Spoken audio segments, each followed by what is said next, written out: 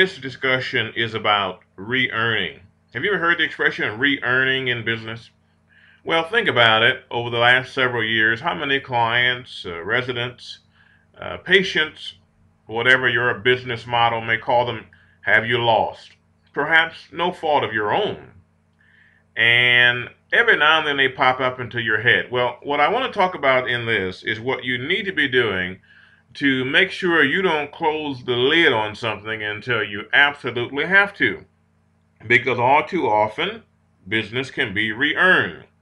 Maybe as a case manager, you lost a client because a family member of that client didn't agree with your strategies or recommendations. But now, the client has begun to see that that relative does not have their best interest at heart, and they're influencing them to leave your client base was inappropriate.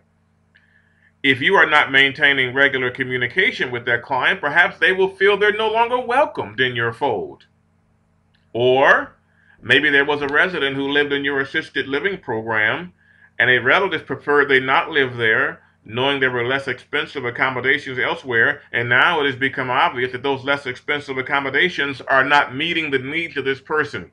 And they sit there hoping they can come back to your place one day. You happen to have the empty bed, but because you have not maintained communication, they feel perhaps they're no longer welcomed, that the relationship is irreparably damaged. And the same could apply in any profession, whether you're practicing law or medicine. So what you want to do is make sure that there are regular communications generated by your business, whether it is a postcard, whether it's a brochure about new initiatives, or even better, a newsletter that is going out perhaps quarterly. Be careful with weekly communications. People could perceive you to be an annoyance. But you have to make sure that that communication line remains open and that that person feels welcome to reapproach you about providing services to them or perhaps to someone they love at some future time. If you don't do that, then their perception is that the door is closed because of their actions and perhaps it'll never be reopened. When in fact you can re-earn that business. Now, mind you, our mindset is appropriate because even though we lost that business due to no fault of our own, we still lost it, and we could very well take the socially immature attitude that I'm done with them.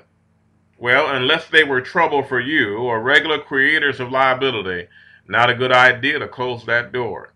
So keep re-earning by keeping in touch. It works for every business, and the fruits are pretty good.